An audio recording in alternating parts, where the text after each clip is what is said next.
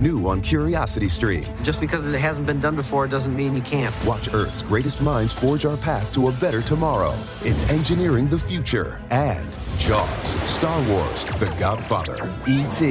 The biggest movies have even bigger music. From King Kong to The Dark Knight.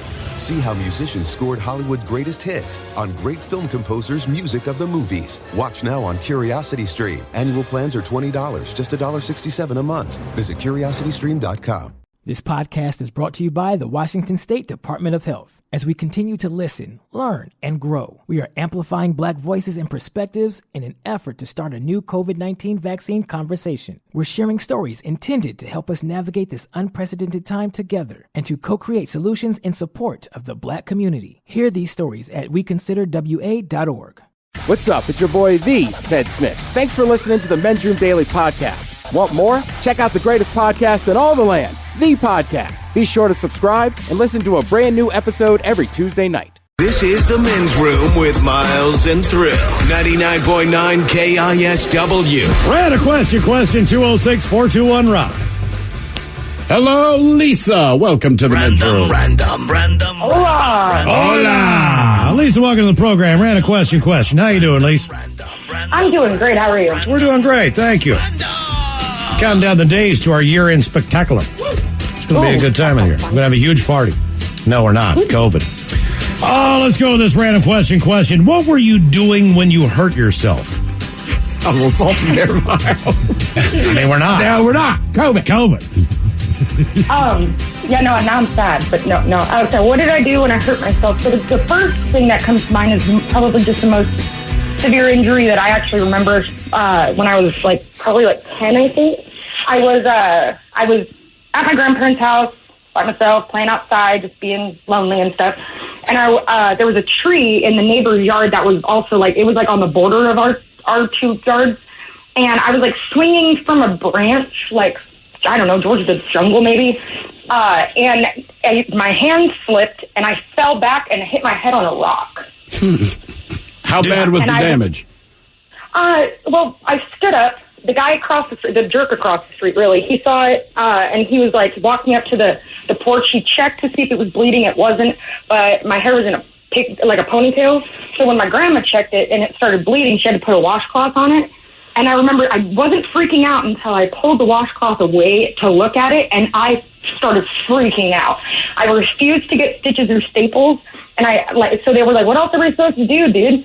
Okay, we'll glue it. So they glued my head, and it, of course, at least it's on the back of my head, so nobody can really see the scar, but there is definitely... Yeah, but look, even if you went to the hospital, there's about a 50% chance that they glued it. Mm-hmm. I mean, that's it. Yeah. Really? Oh, yeah. They wanted to put 6 stitches in it. And the younger you are, the more they do it because the scarring isn't as bad. Right, so you get staples, stitches, or glue. So my old ass, something happens to me, it'll straight up stitches. It doesn't matter if you got scars, it doesn't matter. Yeah. Yeah, I got staples in my head. Mm-hmm. You're a little different. They're like, we don't have enough glue for this wound. Bro, that was quite a wound. The reason we asked what were you doing when you hurt yourself, this is not a good story, but it happened for a reason. A woman in Australia fell off a cliff to her death this Saturday after trying to take a photo at a famous location. Her name, Rosie Lumba. She was 38 with her husband and child when the accident occurred at an overhang in Victoria State in Australia's Barocca Lookout area. Has a panoramic view of the mountains and town below. Police say that Lumba climbed past safety barriers and 4 different warning signs to pose on a rock for a photo when she tripped over the ledge and fell more than 80 meters. Ted, could you just take a random stab guess at how many feet you think 80 meters is? 80 meters, I'm going to say, is 100 feet. 262 feet down a cliff. Dang. Right. Witness heard her screaming the entire way down. Yeah, I bet she was. Police and the state emergency service worked 6 hours to scale the cliff, retrieve her body. Damn. They shut down the lookout. It's a particularly popular spot. The tour guide, Graham Wood, who was in control of this guide, warned his customers about the lookout a half an hour before her fall, before they got to the place. And then he said, hey, I made a comment to my customers that people are climbing over the barrier. It happens all the time. And one of these days, someone's going to fall off. So please do not go over there. And guess what happened? on that very trip, she fell over the cliff. Well, I mean, that's why they post the signs. That's why you've been warned. I don't know what else you can do for people after that. Right? And Ted, I'm with you, and it's not worth it just to get a picture on Instagram. No. A special warning to you. People apparently are going all out on Christmas decorating this year to try to make the holidays feel special, and that means people are hurting themselves, believe it or not, like crazy. 20% of people have injured themselves putting up a Christmas tree this year, according to a new survey. Same survey last year, about 9%. Sure. Say they've been hurt. Putting up the tree? Yeah. Look, we don't know what they did, but you got to think, during this year, people have just had more time. You might get, I don't know, more ballsy about what you want to do. Like, let's get a taller tree. I don't know what it is. Getting up on a ladder, putting on lights. We saw that picture of Tim McGraw on top of a 30-foot Christmas tree in his living room. Yeah. I mean, that right there enough. He is straddling the top of this ladder. That would absolutely give me a heart attack. Well, yeah, but again, it's the house you bought, homie. Yeah, you might think like Tim McGraw, man to man, whatever, you know what I mean? Yeah. Take a fall. Absolutely, he is. Like, I would never get up there and do that. I got my tree up on Saturday. And how's it look? Looks good. Did you have enough lights and everything? I have not trimmed it yet. Oh, okay, but you've got it in the stand. It's in the stand. I'll be dead honest with you. It's in there good. Cool. You screwed it in, I guess? Yeah. Well, even this morning, I was like, that tree ain't going nowhere, man. You know you're going to come home today and it's fallen over and broken a window. There's a squirrel in there, a baby owl. Hello, Harrison. Welcome to the men's room. Hey, hola, bichola. Hola. Welcome to the show, sir. And the random question. Okay.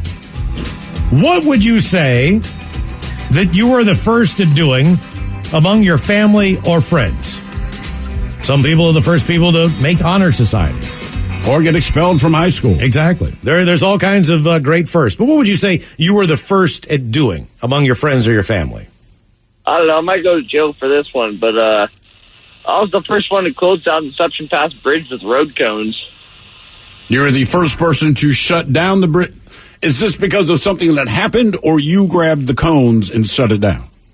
My buddies and I grabbed all the cones on the way back from Anacortes. They're having a nighttime marathon. Just decided to grab the cones and close off the bridge for the night. Do you think that traffic actually stopped, or do you think that someone came and removed the cones? Oh, I know traffic stopped. I hid in the woods and I watched the traffic stop.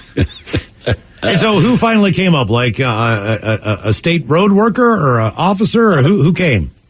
A lot of angry people from both sides. We had multiple layers of cones all the way across the bridge. It was definitely not okay. But how long did it take for people to realize that a couple of fools had done this? They sat there for a while. They sat there for a while, and then they realized that, this is some BS. And next thing you know, they pulled the cones themselves and kept on their way. But see, that's the thing about traffic cones. It's the equivalent of a guy wearing an orange vest. If someone sees a traffic cone, they don't question why it's there. There were the guys that robbed an ATM in Philly. They blew up the ATM, but they redirected traffic so there wouldn't be any shrapnel hitting the car. Because they had traffic cones in the street. That's all they had to do. And no one gave it another thought. They just went around. Yep. Hey, happy holidays, guys. Hey, happy holidays. Appreciate it. Right back at you. The reason we asked, what were you first at doing among family or friends? This is a big deal. It's a kicker story, so you know I'm all over it.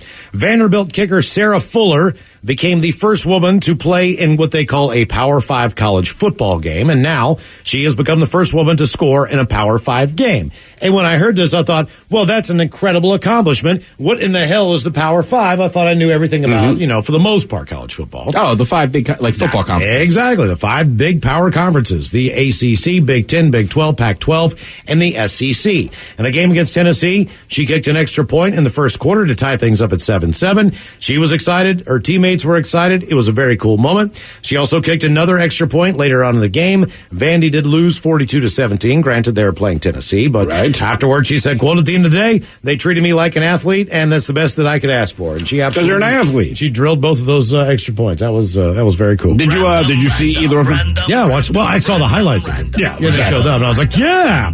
I didn't realize that it never happened. I had no idea. But it was pretty cool. Just goes to show you the skill it takes to kick an extra point. Yeah, obviously. Even girls can do it. Oh, Jesus. Hello, Candy. Welcome to the men's room. Hola. Hola. This wouldn't happen to be Candy the cop, would it? No, not Candy the cop. No, I heard about her. Okay, so we got two Candies. Candy. Just like Candy. Okay. All right, Candy, let's go with this one. You can answer this one. Candy, what do you do typically to calm your nerves You're having a tough day. You know what I mean? It's do you take a walk maybe to clear your head, walk around the block, take the dog out, or maybe grab a glass of wine, or some people get into the comfort zone of just watching their favorite TV shows, even though they've seen them a million times. What do you do to calm your nerves? It's pretty weird, but people give me their bubble wrap as gifts. I love to sit there and pop bubble wrap. And it calms my nerves. Really? So you're annoying everyone else around you, but it calms your all nerves. By myself. All by myself. I have to go by myself. Nobody likes that. Yeah. You can't walk by bubble wrap and not pop something. That's you're impossible. Right. But to listen to someone else do it and you can't play the reindeer games is frustrating. Yeah. It's like listening to someone eat a really good meal going, and meanwhile you have like a peanut butter and jelly sandwich with moldy bread. All right, now you can't stop, man. I'm telling you, it's like a box of donuts that someone brings into work. Yeah, you could walk by it 3 times, but it's going to get you. It's going to break you. It's going to get you, and that's what bubble wrap is. What is your favorite kind of bubble wrap? Do you like the tiny ones? Do you like the big fat ones? Funny you should ask. My favorite is the itty little bitty ones. Something comes in the mail and it has the itty bitty stuff. That's the best. And people have saved me that awful, hard, horrible packing kind. And I tell them, no, the nice soft bubbles. Thank you very much. Do you like to pop them one at a time, or do you like roll it up, twist it, and get the machine gun effect? Nope, I do it individually. You know what sucks about that game now is the Amazon Puff little pillows of air. Oh, no. And I've actually stabbed the palm of my hand with a steak knife, put it all the way through, trying to pop those things, you know what I mean, to throw them away. It's not Kevlar, bro. It's plastic. I know that. I'm just saying. Just stomp on it. You get a big boom. I do like that. Freaks the dog out. The kids always laugh, but it's not as much fun as bubble wrap. Don't hold it in your hand. I mean, I know. I stab them too, but I just go. I know I'm not supposed to hold a bagel in my hand that way to cut it, but I do. Candy, do you know the bubble wrap was originally developed as wallpaper?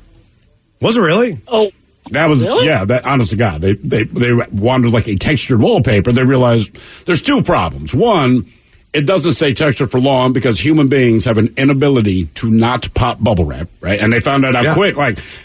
So basically, you ruined your wallpaper. But they said, well, all right, I bet you we can use it for packing. That was it started off as wallpaper. So if you see a rubber band, first thing you're going to do is either pick it up and shoot it or put it around your wrist. Why is that? I don't know. I'll keep this rubber band for later. It's where it goes. Mailmen, they just drop all over the neighborhood, but everybody else picks them up. Reason we asked, how did you calm your nerves? A bride claims she wore a secret vibrator on her wedding day, which her husband was controlling, revealing she nearly got to that point in the middle of the dance floor. Newlyweds headed to Australia for a bash with family and friends after having an initial ceremony here in the United States, which was very traditional, attended by the bride's mother and grandma. It was at their second wedding.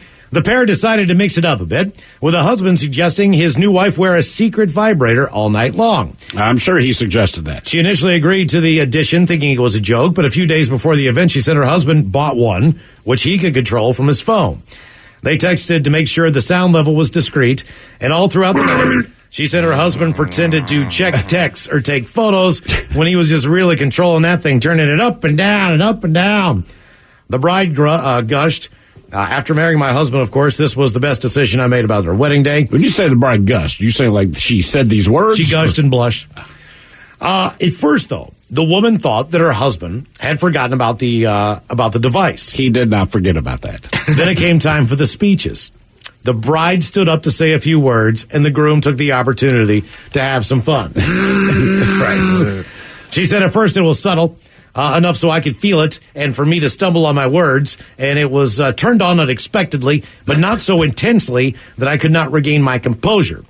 As she came to the end of her speech, or she finished her speech, sorry, her husband cranked up the settings with the bride saying, when this began, I completely lost my place and began to wriggle around like I needed to desperately go to the toilet. As soon as she'd finished the speech, he turned it back down, but she revealed he sporadically would turn it up all throughout the night. The bride admitted this was the time where I nearly had one in the middle of the dance floor, literally surrounded by family and friends. She said she finally took it off at the end of the night and reckoned it was the best foreplay that she's ever had in her life. So, Mike, you're getting married next year? Yeah. What do you say? You fire the old bad boy up and say, listen, I don't want you to be nervous, so I got you this vibrator that you can wear during our wedding, and I'll control it with my phone. All right, not that call.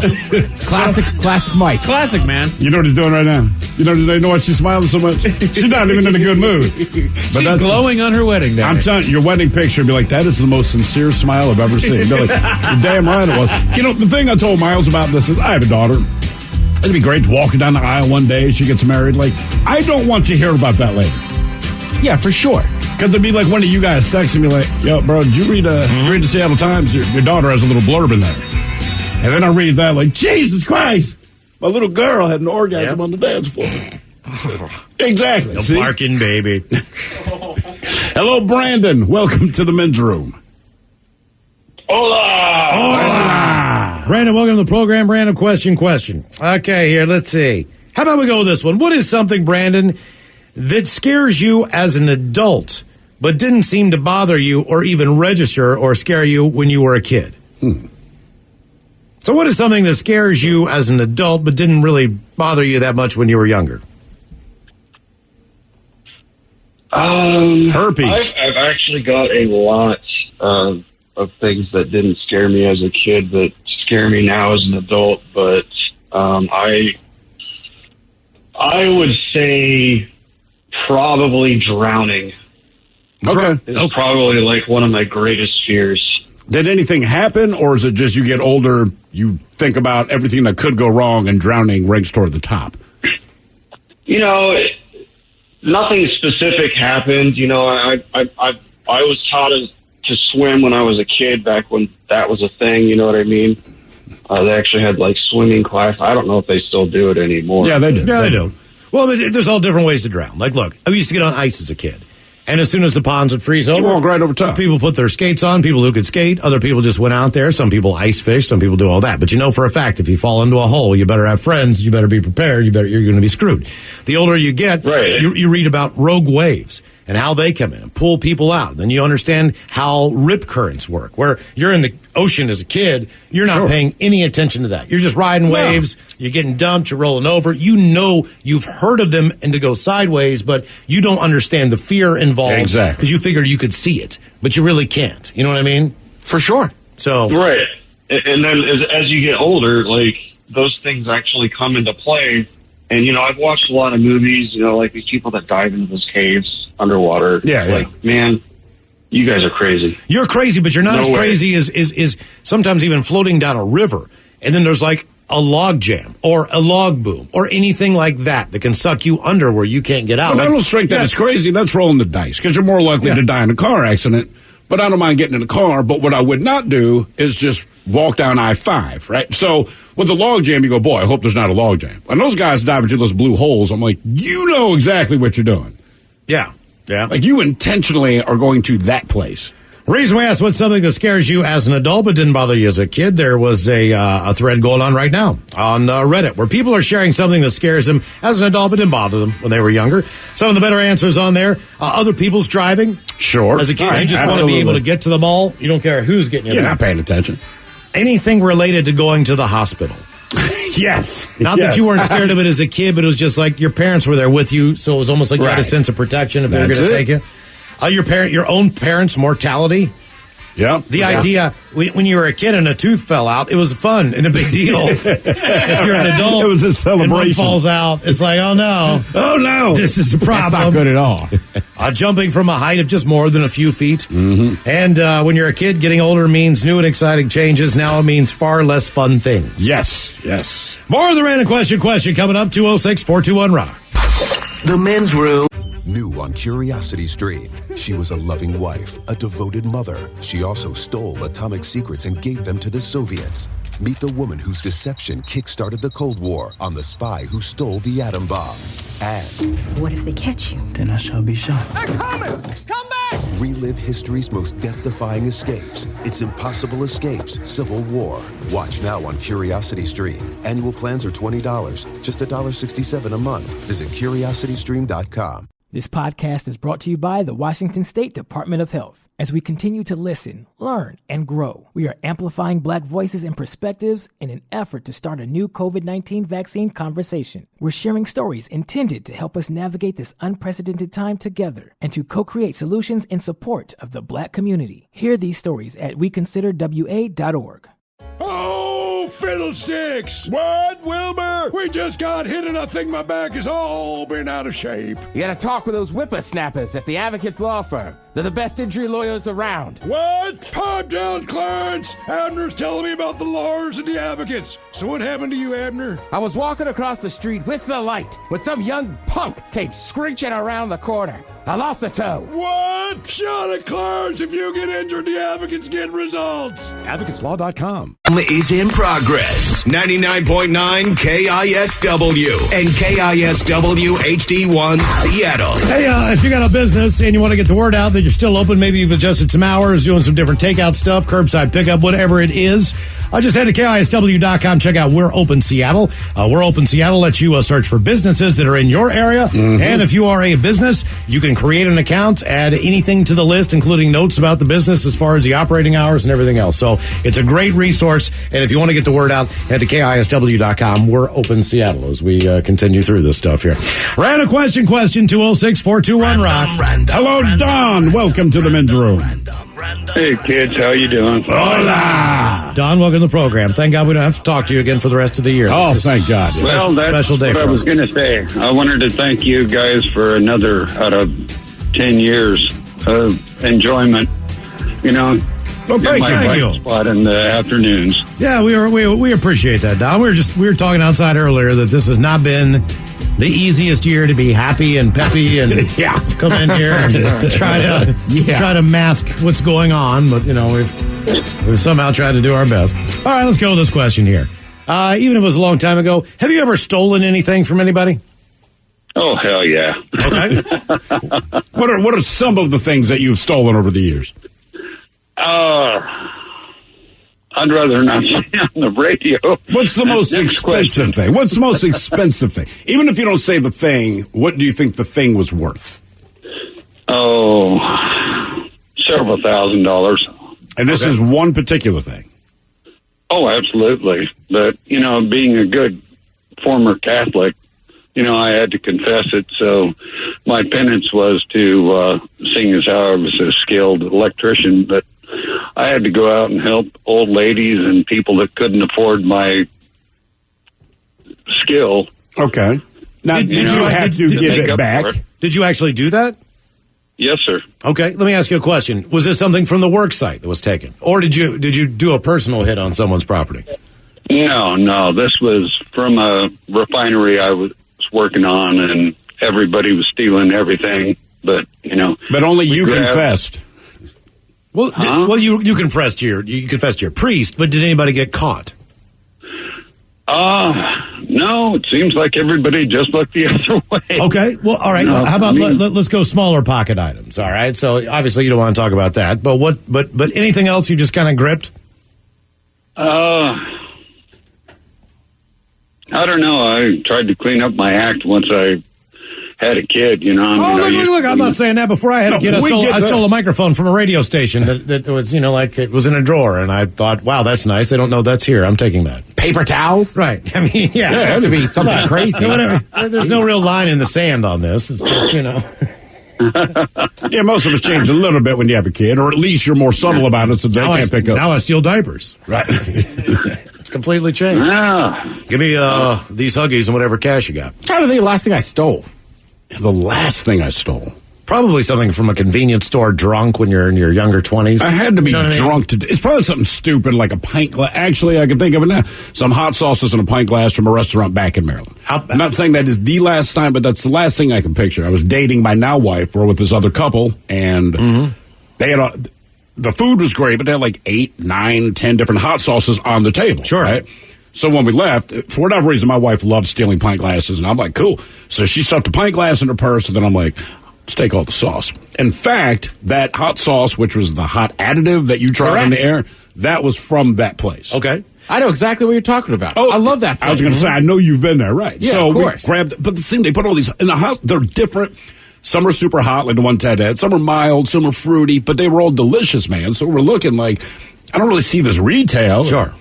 Let's just grab it. Look, man, when I lived in Hagerstown, Maryland, it's probably like 93, 94. There was nothing. I mean, there was nothing. Would you steal a cow? No, they put Outback Steakhouse in. And this was just like the town savior. Oh, of course. Outback's in town. You can go out and get a steak and all that stuff. And that's where my steak knives came from. Well, they have great steak knives. They do. They have a wooden handle on them. They're serrated. You know what I mean? They're kind of the and so like it took a little while, but I got a set of 6. So well, we told the guy that used to work at Outback, and I remember him saying, like, yeah, I stole the steak knives. A set of 6. I got 6. You stole 6 knives. Yes, it's different, but it was not a one-hit deal. You know, you go and you grab one, and maybe the next time, if it seemed like it would be okay, you grabbed a couple of them. So it took a little while to collect, all the knives. I think the one that I did was, I feel bad saying this because I love this place, but I stole some seasoning from the Robin. From Red Robin? Yes. Oh, their Johnny's type seasoning that they have, their seasoned salt? Yeah. They have great condiments. It is good, man. I mean, and look. Well, they don't sell it. Well, they probably do now. I think they sell it in the store, I Probably think. so people stop stealing it. Yeah. Exactly. But see, Red Robin, that was part of the problem. Like, man, this stuff's really good. And at the times, like, well, you can't really get it in the grocery store. It's like, well, then I must steal this. Exactly. Right, some and of this those, was like 07. Right. And I don't know, some of I think it was my grandmother. She would always steal, like, there was a time where you put crackers on a bowl on a table. Like if you went to a Big Boy or something like that. She would steal all those and put them in her purse. The crackers? She told me that certain things were meant to be taken so that you would remember them and go back to the franchise. That's how she played that for you. Yes, exactly. Like she would say, like, look, man, if I've got I stole this truck and remember to drive safely. If I have this Big Boy cup from Shoney's, you know what I mean, with the Big Boy on it, holding a hamburger out, then I'll be more likely to want to go because it'll remind me how much I like going to the Big Boy. I like that your grandmother put a positive spin on the fact that she's a thief. Exactly. Yeah. She puts everything in her purse. I stole this money to remind myself to go to the bank. Yeah. She'd steal wet naps from the KFC. I'll take those. Look, when it comes to stuff like that, I'm grabbing all your wet condiment, man. Extra condiments all the time. She always had there was a drawer full of packets. Mm-hmm. Yeah, for sure. All kinds of just crap. The reason we asked, have you ever stolen anything? A few guys in Riverside, California shoplifted from a Target on Friday. That was a bad idea. As they were running away from the scene, one of them got tackled in the parking lot by Santa Claus. And an elf. Ho, ho, ho, bitch. An elf held the other man at bay at gunpoint. It turns out... Wow, the elf is packing heat. Oh, yeah. It turns out Santa and the elf, they were undercover cops who were working at Target, keeping an eye out for shoplifters.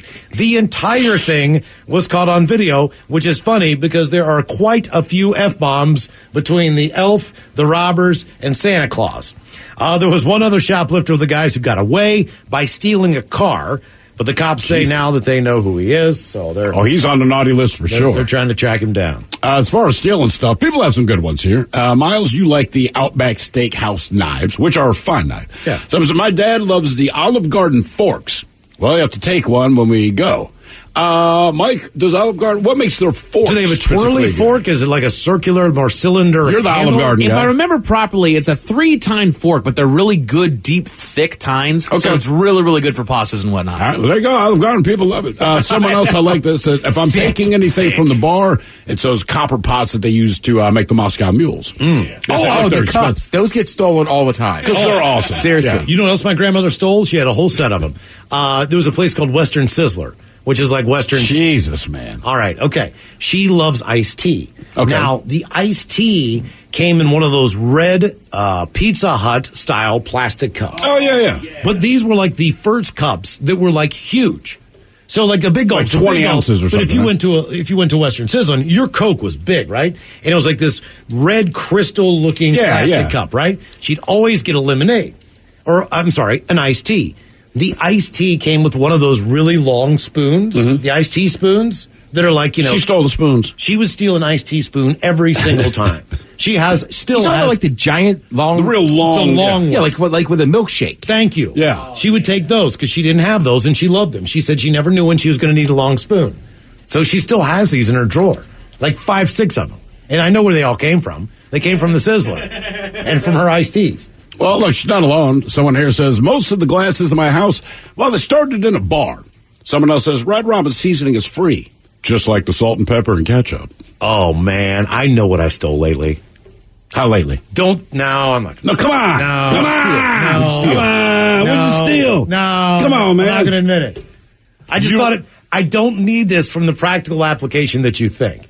I stole it because it was funny, and I thought it was a very cool novelty item to have. And what is that? It is a utensil that we use, that you use every once in a while. I've never used it for this, but I thought it was cool to have one. Okay, I went to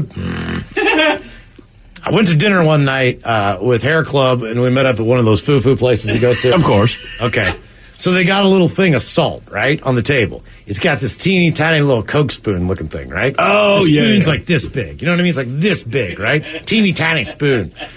Somebody might have gripped a teeny tiny spoon. God. Just because I never had one before. I was like, look, man, it looks like a little Coke spoon. Isn't this cool? I know why you grabbed it. I'm taking it. I did. I admit it. I'm sorry. The place is now closed. So is it? I don't feel bad. Oh, you're fine. Yeah. Don't feel bad because you took a Coke spoon from some salt place. Right. Stop calling it a Coke. It's a Coke spoon. I don't know why they put it in a sugar spoon. No. These are booger smaller. sugar. This is like a This is like This is a booger sugar spoon. Tiny spoons. Not that you would ever walk around with this thing in your pocket and a bag of Coke. But I mean, it was kind of But cool. if you got it, you might. It was kind of cool to have that little spoon. Yeah. You know what I mean? I'm just saying. I thought it was so cool. Look at the tiny Coke spoon. Random. Hello. It looked like a Monopoly piece. You know what I'm saying? Hello, Lauren. Welcome to the men's room. Hola. Or welcome to the program. Teeny tiny Coke spoon. Why'd they put it in their salt? That's crazy. I know. Who needs salt? That's cross-contamination. Jeez, oh, yeah. Get this thing where it needs to be. What have you sold in your life because you needed the money at the time? Cars. How many cars have you sold? Oh, my goodness. A dozen. And did you buy these specifically to fix them up and then, resell them? Or was it just you had the car, you loved it, but you couldn't afford it? Had to get rid of them. And what kind of car? Give us an idea. What kind of cars you talking here? Oh, I had a 90 Mustang, little, the 302. What was that? Was that the LX? GT. Oh, that was a GT. Okay. And it was a 5-speed. The thing just screamed. I loved it. It was convertible. I traded work for it.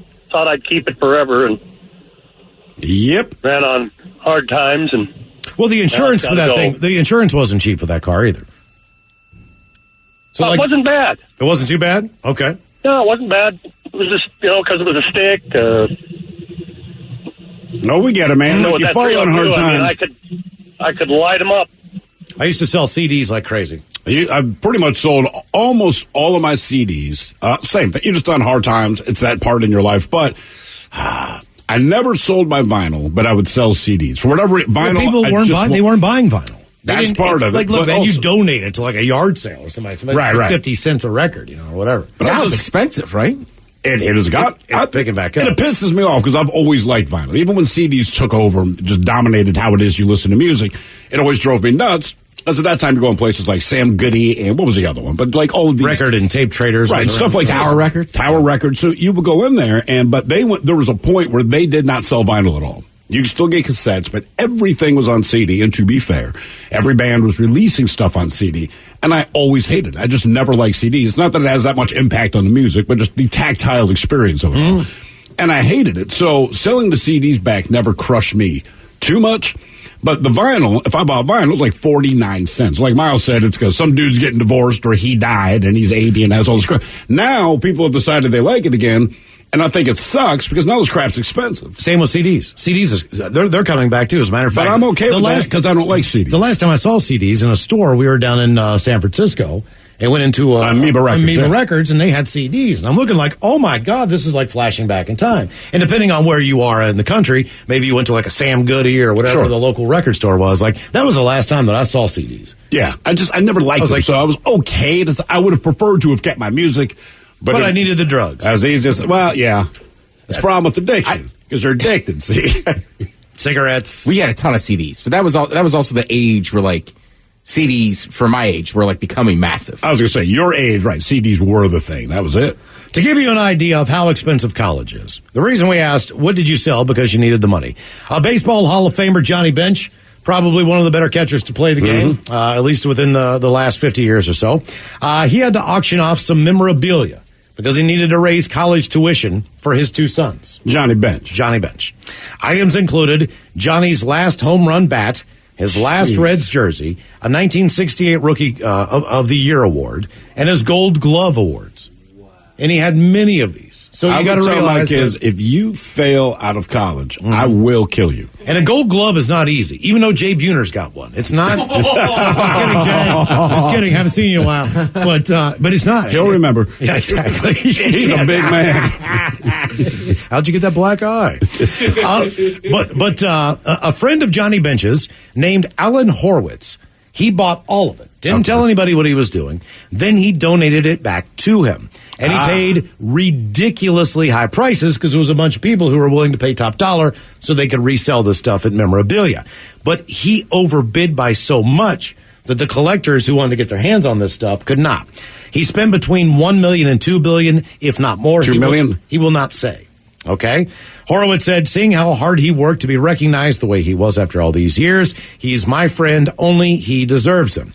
Now, Johnny says the news brought him to tears, but he's going to have some of the items actually displayed at the National Baseball Hall of Fame, the Cincinnati Reds Hall of Fame, the Oklahoma Hall of Fame, and the, believe it or not, the Johnny Bench Museum in Binger. Johnny Bench is in the Johnny Bench Museum? In Binger, Oklahoma. I will be damned. He happens to be in there. Yeah, exactly. At the Johnny Bench Museum. I would think with pensions and everything else.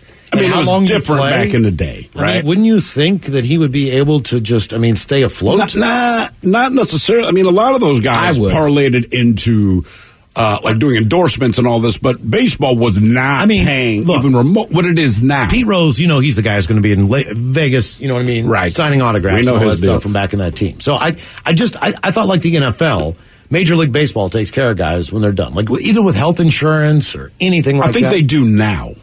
But he was playing, in the 70s? Probably ended in about the mid-70s or something like that? I mean, doesn't he? Early mid-70s, yeah. If your name's on a museum, you should be getting, if people go in and they pay $5, give me $1. It's the Ted Smith Museum. It's the Johnny Bench goddamn museum. I'm assuming if you're all pro, you're all-star. I mean, I don't care who you are. But it doesn't mean you get paid. Doc Gooden, you know what I mean? Strawberry, Tom Seaver. I just assume that they get money from playing Major League Baseball. Well, I wouldn't be shocked if Doc Gooden or Darryl Strawberry don't have the money because they blew it. Yeah. But otherwise, or look smoked at it. it. Say you got a 30-year pension from baseball back then. It's already done. Based on how long he's been at. That's true. Your income has dried right. up. Because 1980 maybe he retired. Whatever, right. Somewhere around there. I'll be down. Okay. It's still messed up. Damn, I feel bad for Johnny Bench. Yeah, exactly. I mean, and we're talking about your kid's education. Right. He's doing this to get his kids. He can't even afford to put his kids They were in school. too dumb to get a scholarship. I'm surprised. Well, you'd think that they might be athletic and get a little on that end. But nope. You never know. Hello, Aaron. Welcome to the men's room. Hola, guys. Hola. Aaron, welcome to the program. Random question. Let's see here. Okay. Speaking of money, what would you say is the most money that you've spent to get what you want? You had to have it? The hell with it. Price doesn't matter. I just bought a new truck this year. That was pretty spendy. Were you saving up for it? What am I saving up? I said, were you saving up for it? Was this something that you've been thinking about for a number of years and finally pulled the trigger on it? No, I had a different truck, and I just traded it in. And, I mean, I didn't, outright buy it or anything like that. Well, of course, I get that. Sure. What did you get? I got a 2020 Ram 1500. Ooh, is that the one with the big-ass television in the front?